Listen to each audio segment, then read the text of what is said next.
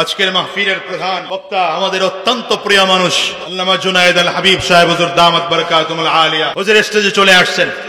আমি সর্বশেষ একটা আল আছে, আলটা বাইর কইরা বয়ান শেষ করে দিচ্ছি। এখন যারা আমাদেরকে আমেরিকার ভয় দেখাও, ইন্ডিয়ার ভয় দেখাও, চায়নার ভয় দেখাও, রাশিয়ার ভয় দেখাও, মুসলমান চায়নাকে ভয় পায় না, রাশিয়া ভয় পায় না, আমেরিকা ভয় পায় না, ভারত ভয় পায় না, মুসলমানদের সাথে কেউ থাকবে না, আল্লাহ থাকবেন। রব্বে কারীম থাকলে, রব্বে কারীম থাকলে আমাদের বিজয় নিশ্চিত ইনশাআল্লাহ। আয়াতে কারীমা তিলাওয়াত করেছে আল্লাহ রাব্বুল আলামিন বলেন, ইন্নাল্লাযীনা ক্বালু রাব্বুনাল্লাহু সুম্মা ইসতাকামু তাতানাজ্জালু আলাইহিমুল মালাঈকাতু আল্লা তাখাফু ওয়া লা তাহজানু ওয়া আবশিরু বিল জান্নাতিল্লাতী কুনতুম তুআদুন। রব্বে কারীম বলেন, যেই মানুষের মধ্যে দুইটা গুণ থাকবে, বলেন কয়টা গুণ? কথা আসতে না, জোরে বলতে হবে, কয়টা? আল্লাহ বলেন, আমি আল্লাহ তাদেরকে দুইটা পুরস্কার দেব। গুণও অর্জন করতে হবে দুইটা, পুরস্কারও দুইটা। এক নম্বর পুরস্কার, আগে পুরস্কারগুলো শুনি, তাইলে গুণগুলো অর্জন করতে আগ্রহ বাড়বে। এক নম্বর পুরস্কার হলো যার মধ্যে এই দুইটা গুণ থাকবে, আল্লাহ বলেন তার দুনিয়াতে, আখিরাতে, কবরে, হাসরে, মিজানে, পুলসিরাতে কোথাও কোনো ভয় নাই, পেরেশানি নাই, টেনশন নাই। সুবহানাল্লাহ। আর একটু আওয়াজ দিয়ে জোরে বলা যায় না? দ্বিতীয় নম্বর পুরস্কার, ওয়া আবশিরু বিল জান্নাতিল্লাতী কুনতুম তুআদুন। এই দুইটা গুণ যার মধ্যে থাকবে, দুনিয়া থাকা অবস্থায় তাকে জান্নাতের শুভ সংবাদ দেওয়া হবে। তার মানে মরতে দেরি, জান্নাত পাইতে দেরি হবে না। এখন গুণ দুইটাকে এটা বোঝা দরকার। এক নম্বর গুণ হলো আল্লাহকে রব বলে স্বীকার করা। বলেন এক নম্বর গুণ কি? আল্লাহকে রব বলে স্বীকার করা। আমাদের রবকে? ডান হাতের শাহাদাত আঙ্গুলিটা উঁচা করে চিৎকার করে জোরে সোরে বলেন, আমাদের রবকে। আরো জোরে চিৎকার করে আওয়াজ দিয়ে, আমাদের রবকে। এটা হলো এক নম্বর গুণ। দ্বিতীয় নম্বর গুণ, আল্লাহকে যে রব বলে স্বীকার করেছি, এই কথার উপরে অটল আর অবিচল থাকা। দেখেন, মজার ব্যাপার হলো এই দুই দায়িত্বের এক দায়িত্ব আমাদের আদায় হয়ে গেছে। কোথায় বসে আদায় হয়েছে? রুহ জগতে আল্লাহ তাআলা সব মানুষগুলোকে একত্রিত করেছিলেন। একত্রিত করে জিজ্ঞাসা করেছিলেন, আলাস্তু বিরাব্বিকুম, আমি কি তোমাদের প্রভু নই? সেদিন আমরা সবাই মিলে সমস্বরে বলেছিলাম, বালা, অবশ্যই আপনি আমাদের রব। তার মানে আল্লাহ তাআলাকে রব বলে স্বীকার করার দায়িত্ব হয়ে গেছে। এখন দুনিয়াতে আসার পরে আল্লাহকে যে রব বলে স্বীকার করেছি, কথার উপরে অটল থাকার দায়িত্ব। পারিবারিক জীবনে, রাষ্ট্রীয় জীবনে, সিরতে, সুরতে, লিবাসে, পোশাকে, আচার, ব্যবহার, কথা, বার্তা, লেন দেন, কাজ, কর্ম, যত সেক্টরে আছে সব সেক্টরে মনে রাখতে হবে আপনার আমার রবকে। এই জায়গা থেকে চুল পরিমাণ সরে যাওয়া যাবে না। এক কথাই যদি বলি তাহলে বলতে হবে ঈমানের উপরে অটল থাকা। দেখেন, এটার উপরে অটল থাকা বড় কঠিন।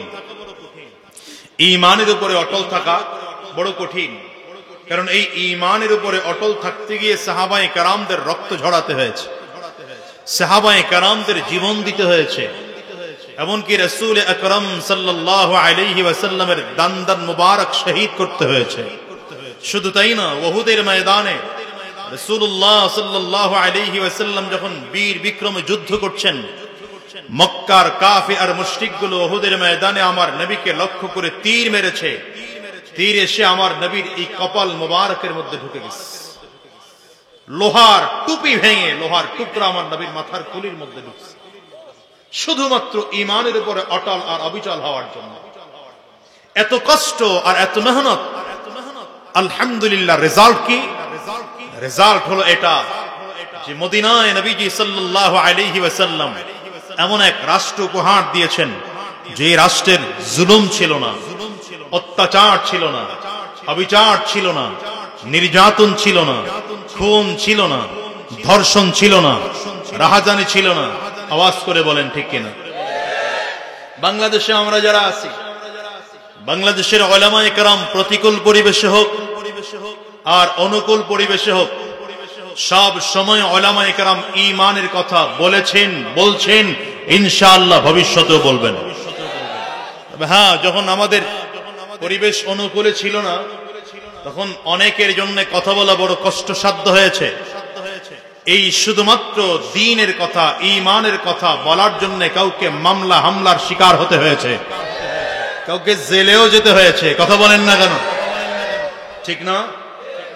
আজকে যিনি এখানে আসবেন, আল্লামা জুনায়েদ আল হাবিব সাহেব, তিনিও জেল খাটতে হয়েছে। কার বিরুদ্ধে এরা মামলা দেয় নেই বলেন?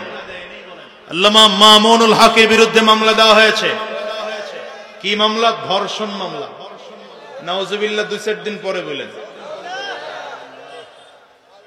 আল্লামা খালিদ সাইফুল্লাহ আইয়ুবীর বিরুদ্ধে মামলা দেওয়া হয়েছে। কি মামলা? তিনি নাকি গুলিস্তানে ককটেল নিক্ষেপ করেছেন। আমার এক উস্তাদ মাদানীনগর মাদ্রাসার নায়েবে মুহতামিম আল্লামা আলী আকবর সাহেব, হুজুরের বিরুদ্ধে মামলা দেওয়া হয়েছে, তিনি নাকি রমনা বটমূলে হামলা করেছেন। আমরা যখন ছাত্র ছিলাম তখন হুজুরকে জিজ্ঞাসা করলাম যে, হুজুর আপনি রমনা বটমূল গেছেন কয়দিন? হুজুর বলেন, যাবো তো দূরের কথা, আমি চিনিই না। হুজুর চিনেন না, অথচ রমনা বটমূল গিয়ে হামলা করেছেন, তার বিরুদ্ধে মামলা হলো। মামলা হয় নাই কার বিরুদ্ধে বলেন? চরমনায়ের পীর সাহেবের বিরুদ্ধে মামলা হয়েছে, তিনি নাকি 10,000 টাকা পকেট মারছেন। মামলা। শেখ চরমনাই মুফতি সৈয়দ ফয়জুল করিমের বিরুদ্ধে মামলা হয়েছে, তিনি নাকি এমপি রে ঘুষি দিয়া দাঁত ফালায় দিচ্ছেন। আমার বিরুদ্ধে মামলা হয়েছে, আমি নাকি কার ঘরে ঢুইকা ঘর চুরি করছি, আমার বিরুদ্ধে মামলা হয়েছে। আলহামদুলিল্লাহ, এখন অনেকটা নিচের দিকে যাচ্ছে মামলাগুলো, নিষ্পত্তির দিকে যাচ্ছে। কোন উলামায়ে কেরামদেরকে মামলার হামলা করে নাই? কোরআনের পাখি, দীর্ঘ বছর যিনি কোরআনের দাওয়াত দিয়েছেন, আল্লামা দিলাওয়ার হোসেন সাইদি সাহেবের বিরুদ্ধে ধর্ষণের মামলা দেওয়া হয়েছে। আমি বলি, যারা ধর্ষণের মামলা দিয়েছ, উলামায়ে কেরামদেরকে জেলে ঢুকিয়েছ, উলামায়ে কেরামদের কণ্ঠ বন্ধ করতে চেয়েছ, মাহফিলগুলো বন্ধ করতে চেয়েছ। মাহফিল করতে হলে থানার থেকে পারমিশন নিতে হবে, নয়তো মাহফিল বন্ধ হয়ে যাবে। আজকে তাকিয়ে দেখো, আমরা উলামায়ে কেরাম রাজা বাদশার মতো করেই কথা বলি। আমাদের সামনে এখনো হাজার লক্ষ শ্রোতা বিমুগ্ধ হয়ে কথা শুনে। আর যারা আমাদের বিরুদ্ধে চক্রান্তর ষড়যন্ত্র করেছ, কলা পাতার বিছানায় ঘুমিয়েও তোমাদের ক্লান্ত হয়নি, তোমাদের নিস্তার হয়নি। এমনকি লুঙ্গি পরে, দাড়ি কামিয়ে, মাথার চুলের কলপ লাগিয়ে মাছ ধরার ট্রলারে উঠেও বাঁচতে পারোনি, বাঁচতে পারোনি।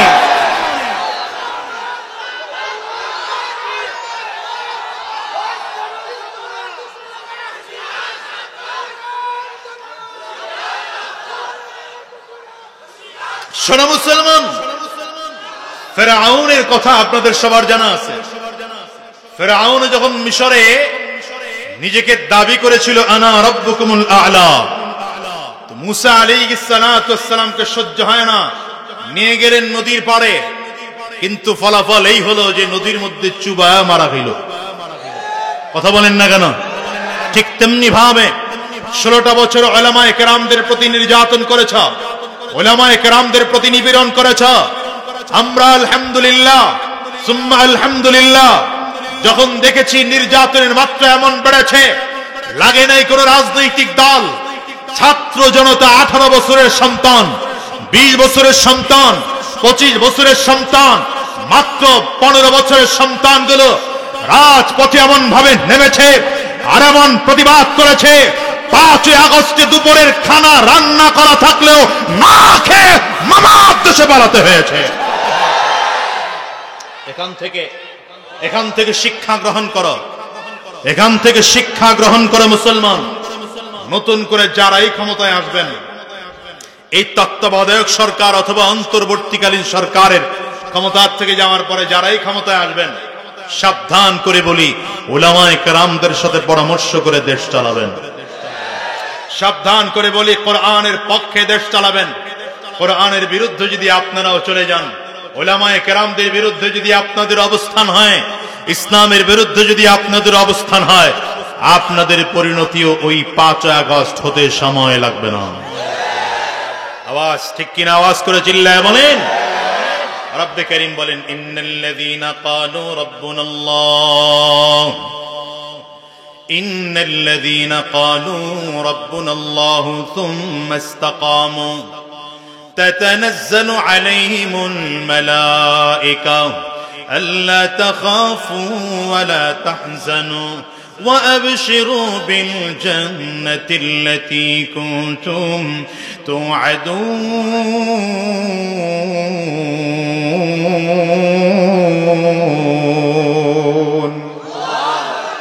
গুণ অর্জন করতে হবে দুইটা।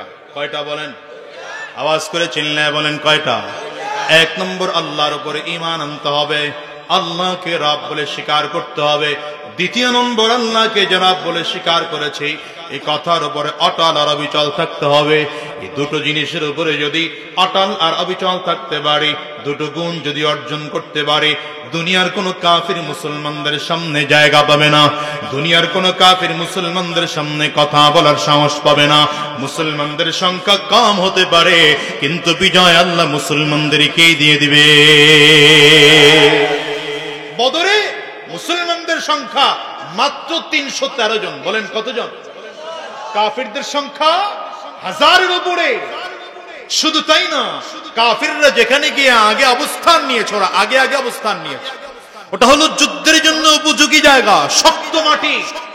মুসলমানরা একটু যেতে দেরি হয়েছে, এ কারণে জায়গা গিয়া পায় নাই। গিয়ে দেখলেন যে কাফিররা শক্ত জমিন দখল করে আছে, উপরের জমিন দখল করে আছে। মুসলমানেরা জায়গা পেয়েছে নিচু জমিন, আবার প্রচন্ড বালুময় জমিন।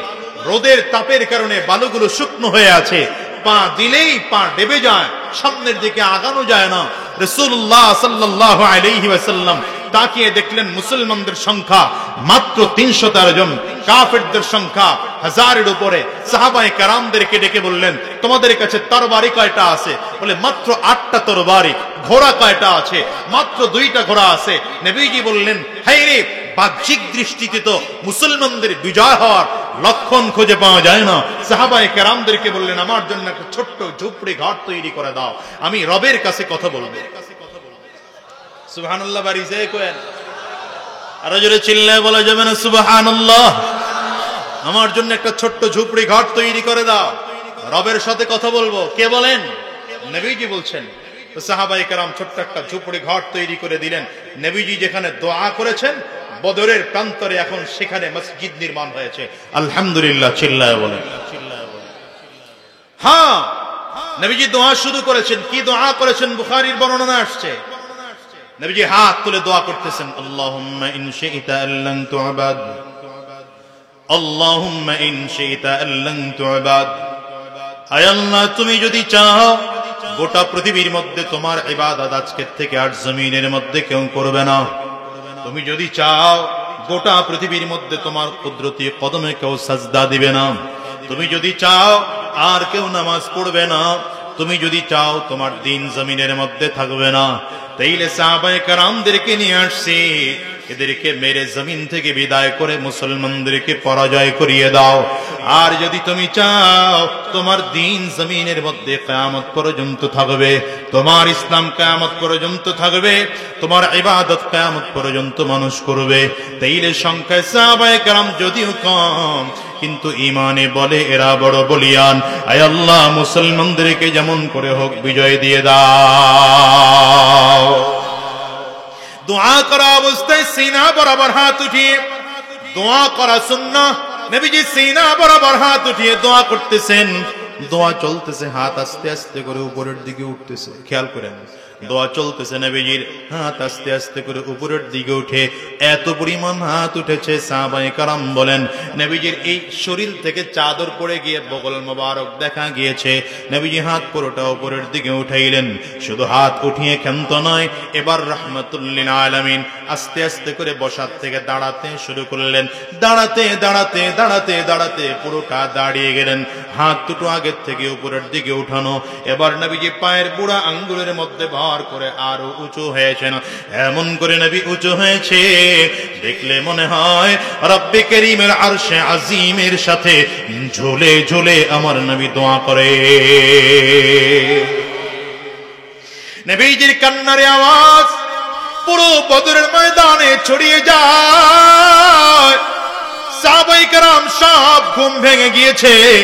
আবু বকর, ওমর, ওসমান, আলী সব সাহাবায়ে কেরাম নবীজিকে ঘেরাও করে ধরল। সাহাবায়ে কেরাম ডেকে বললেন, পয়গম্বর, আমরা মুসা নবীর উম্মত নয়, আমরা মুহাম্মাদুর রাসূলুল্লাহর উম্মত।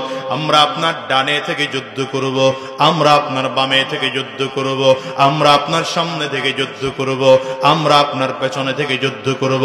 ময়দান ছেড়ে যাব না যতক্ষণ পর্যন্ত ইসলামের বিজয় না হবে। আমরা বদরের ময়দান ছাড়ব না।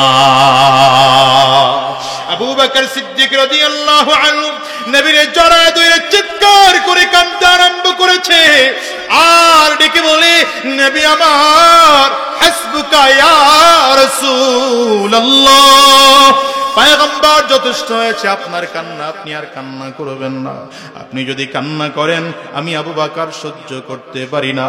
হযরত ওমর বললেন, পয়গম্বর, আপনার 313 জনের মধ্য থেকে যদি 312 জন সাহাবী চলেও যায়, আপনি একা সিপাহ সালার থাকবেন আর আমি আপনার সৈন্য হয়ে থাকব।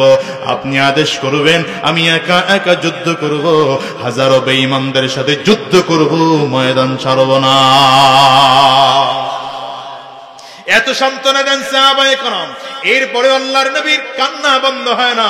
নবীজি এখনো কাঁদতেছেন। কান্না করার কারণ হলো রব্বে করিমের পক্ষ থেকে আমার নবী কোনো ফয়সালা চান। হঠাৎ করে আল্লাহ তাআলা জিবরিল আমিনকে জানায় দেয়, জিবরাইল, আমার বন্ধুরে জানায় দাও কাফিররা 1000 আছে। আগামীকাল আমি আল্লাহ তাআলা বদরের প্রান্তরে 1000 ফেরেশতা সৈন্যবাহিনী বানাইয়া পাঠাবো। কয় হাজার? 1000 ফেরেশতা। নবীজির কান্নার আওয়াজ আরো বেড়েছে। ডেকে বলেন, আল্লাহ, ফেরেশতা তোমার কাছে কম নি, দিবাই যেহেতু বাড়ায় দাও না। সুবহানাল্লাহ, কয় না রে, দিবাই যেহেতু বাড়ায় দাও। ফেরেশতা ডেকে বলেন, পয়গম্বর, আল্লাহ তাআলা বাড়িয়ে দিয়েছেন 3000। কয় হাজার? নবীজির কান্না এখনো বন্ধ হয় না। নবীজি আরো জোরে জোরে কান্না করেন আর ডেকে বলেন, মালিক, দিবাই যেহেতু আরো কি বাড়ায় দেওয়া যায় না? আল্লাহ তাআলা ফেরেশতাকে জানিয়ে দেন। পয়গম্বরের কাছে জিবরিল আমিন ডেকে বলে, বিখামসাতি আলাফিম মিনাল মালাইকাতি মুসাউবিমিন। পয়গম্বর, 1000 দিয়েছিলাম, 3000 করলাম।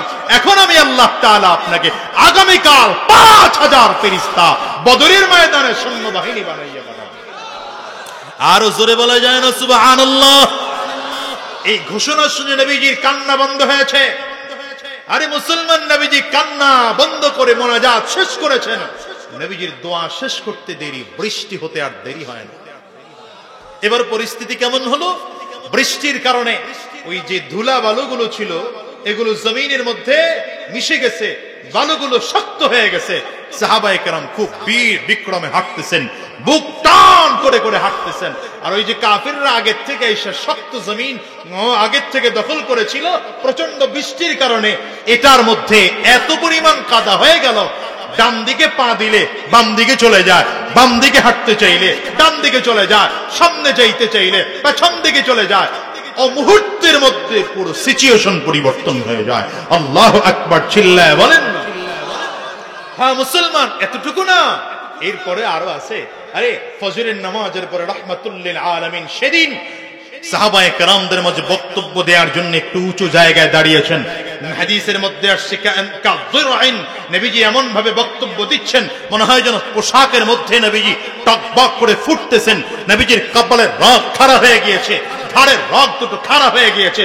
রাসূলুল্লাহ সাল্লাল্লাহু আলাইহি ওয়াসাল্লাম রাগের কারণে থরথর করে কাঁপতেছেন। এই যে বলে না হুজুররা জোরে আওয়াজ দিয়ে কথা বলে কেন? আরে নবীজি সাল্লাল্লাহু আলাইহি ওয়াসাল্লাম যুদ্ধের ময়দানে যখন ভাষণ দিতেন নবীজির কণ্ঠ এত উঁচু হয়ে যেত, বহু দূরে সাহাবায়ে কেরাম দাঁড়িয়ে থাকলে সেখান থেকেও নবীর কথাগুলো শুনতেন। নবীজি কথা বলতেছেন, আওয়াজ দিয়ে বলছেন সাহাবায়ে কেরামদেরকে যুদ্ধ করতে হবে। সাহাবায়ে কেরাম বলেন, ইয়া রাসূলুল্লাহ, তরবারি মাত্র 8টা, হাজারো কাফিরদের বিরুদ্ধে যুদ্ধ করবে কেমনে? নবী বললেন, তরবারি 8টা আছে, হলো কি তাতে? অসুবিধা নেই, খেজুর গাছ থেকে ডালগুলো কেটে কেটে তোমরা হাতে নাও।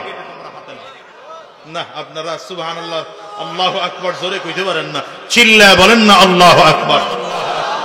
খেজুর গাছের এটারে কি বলে? ডেগগা কয়নি আপনাদের দেশে? কি বলে? ডেগগা বা ডালা। এটা হাতের মধ্যে নাও। সাহাবায়ে কেরাম তরবারির পরিবর্তে এক একটা খেজুর গাছের ডেগগা বা ডালাগুলো হাতের মধ্যে নিয়েছেন। ডালগুলো হাতে নিয়ে সাহাবায়ে কেরাম বলেন, শুধু কাফিরদের দিকে তাক করি, তাক করতে দেরি হয়, এক একটা কল্লা ছুটে গিয়ে 30 হাত 40 হাত দূরে পড়তে দেরি হয় না। যুদ্ধ শুরু হবে। আল্লাহ তাআলা ডাক দিলেন, হাবিব আপনি একটু বালু নেন, বালু নিয়ে কাফিরদের দিকে মারেন। নবীজি বালু হাতের মধ্যে নিয়েছেন, কাফিরদের দিকে বিসমিল্লাহির রহমানির রহিম বলে মারলেন। মারতে দেরি কাফিরদের চোখগুলো প্রত্যেকটার চোখের মধ্যে পড়ে গিয়েছে। চোখ মুছতেছে, চোখ মুছে তাকিয়ে দেখে, আরে আগে দেখলাম আবু বকর একজন, এখন আবু বকর সেম আবু বকর 3 জন 4 জন মনে হয়। আগে দেখলাম ওমর একজন, এখন যে 2 জন 3 জন মনে হয়।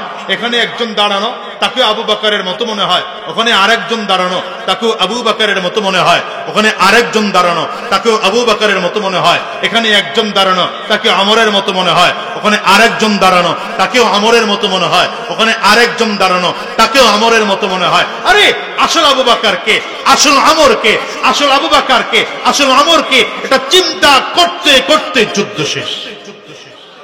জোরে কয় না, জোরে কয় না। যেখানে হাজারো মুসলমানদের অস্তিত্ব বিলীন হয়ে যাওয়ার কথা, সেখানে মাত্র 7 জন সাহাবী শহীদ। এদিকে তাকান, এদিকে তাকান। ঘাড় ঘোরানো যাবে না। হুজুর আসবেন স্টেজে, ওখানে বয়ে বয়ান করবো, চুপচাপ এদিকে ঘুরে ঘুরে থাকেন, চুপচাপ বয়ে থাকেন। 7 জন সাহাবী শহীদ হয়েছেন মাত্র। আল্লাহ তাআলা ডাক দিলেন, হাবিব খেলাটা কেমন হইলো? সুবহানাল্লাহ কয় না রে, খেলাটা কেমন হলো? এখন আম করে ডাকে না, কিছুদিন আগেও তো ডাকছে, আসো খেলা হবে। কি হবে? খেলা দেখতে চাও? বদরের ইতিহাস পড়ে নাও। মুসলমানদের খেলা জানতে চাও? উহুদের ইতিহাস পড়ে নাও। মুসলমানদের খেলা দেখতে চাও? খন্দকের ইতিহাস পড়ে নাও। মুসলমানদের খেলা দেখতে চাও? খায়বারের ইতিহাস পড়ে নাও। মুসলমানরা এমন খেলা খেলেছে, বদরের প্রান্তর থেকে কাফিরগুলো লাশ ছুটে পালিয়েছে। হাত উঁচা করে চিল্লায়ে বলো ঠিক কিনা? আমার ভাইরা, মুসলমান বন্ধুরা, দেন হুজুরকে বসতে দেন। আলহামদুলিল্লাহ, আজকের মাহফিলের প্রধান বক্তা আমাদের অত্যন্ত প্রিয় মানুষ আল্লামা জুনায়েদ আল হাবিব সাহেব হুজুর দামাত বারাকাতুহুল আলিয়া। হুজুর স্টেজে চলে আসছে, 1 মিনিটে শেষ করে দিই। হুজুর স্টেজে চলে আসছেন। আমি সর্বশেষ একটা আল আছে, আলটা বাইর কইরা বয়ান শেষ করে দিচ্ছি। ভাইরা আমার, রাসূলুল্লাহ সাল্লাল্লাহু আলাইহি ওয়াসাল্লাম অত্যন্ত ফুরফুরা মেজাজ। মাত্র 7 জন সাহাবী শহীদ। ইসলামের বিজয় চলে আসছে। বদরের ময়দানে মুসলমানদের বিজয় চলে আসছে। আল্লাহ তাআলা ডাক দিলেন, হাবিব কেমন হইল? রব্বে কারীমের কাছে নবীজি ডেকে বলেন, আল্লাহ যেখানে আপনার ফেরেশতা ছিল 5000 ফেরেশতা, সেখানে আমার যুদ্ধে বিজয় হবে না তো হবে কি? আল্লাহ তাআলা ডেকে বলেন, পয়গম্বর 1000 ফেরেশতা, 2000 ফেরেশতা, 5000 ফেরেশতা, 3000 ফেরেশতা, এটা তো আপনাকে সান্ত্বনা দিয়েছি। মূলত বদরের প্রান্তরে আমি আল্লাহ তাআলা কুদরতি ভাবে বদরের ময়দানে হাজির হয়েছিলাম। এজন্য বলে যে মুসলমান, এখন যারা আমাদেরকে আমেরিকার ভয় দেখাও, ইন্ডিয়ার ভয় দেখাও, চায়নার ভয় দেখাও, রাশিয়ার ভয় দেখাও, মুসলমান চায়নাকে ভয় পায় না, রাশিয়া ভয় পায় না, আমেরিকা ভয় পায় না, ভারত ভয় পায় না। মুসলমানদের সাথে কেউ থাকবে না, আল্লাহ থাকবেন। রব্বে কারীম থাকলে, রব্বে কারীম থাকলে আমাদের বিজয় নিশ্চিত ইনশাআল্লাহ। এইজন্য সর্বশেষ কথা, আগামীর বাংলাদেশ কোরআনের বাংলাদেশ, আগামীর বাংলাদেশ ইসলামের বাংলাদেশ, আগামীর বাংলাদেশ নাস্তিক মুক্ত বাংলাদেশ, আগামীর বাংলাদেশ ইসলাম বিদ্বেষী মুক্ত বাংলাদেশ গড়ার জন্য যদি উলামায়ে কেরামদের সাথে আপনাদের থাকতে হয়, রক্ত দিতে হয়, রক্ত দেব, জীবনটাও যদি দিতে হয়, কারা কারা তৈয়ার আছো? দাঁড়িয়ে দেখাতে হবে মুসলমান, বসে নয়, দাঁড়িয়ে দেখাতে হবে ইনশাআল্লাহ। আল্লাহ কবুল করুন, আল্লাহ কবুল করুন। আল্লাহ আমাদের কবুল করুন। ওলামায়ে কেরামদেরকে বসেন, ওলামায়ে কেরামদেরকে এক ও নেক হয়ে কাজ করার তৌফিক দান করুন। যতটুকু কথা বলেছি আল্লাহ আমাকে আমাদের সকলকে আমল করার তৌফিক দান করুন। ভুল ত্রুটি মাফ করে দিন। এখন ইনশাআল্লাহ আমাদের অত্যন্ত শ্রদ্ধাভাজন মানুষ, বিশিষ্ট আলেমে দ্বীন আল্লামা জুনায়েদ আল হাবিব সাহেব হুজুর বয়ান করবেন। ওয়া মা তৌফিক ইল্লা বিল্লাহ। আসসালামু আলাইকুম ওয়া রাহমাতুল্লাহি ওয়া বারাকাতুহু।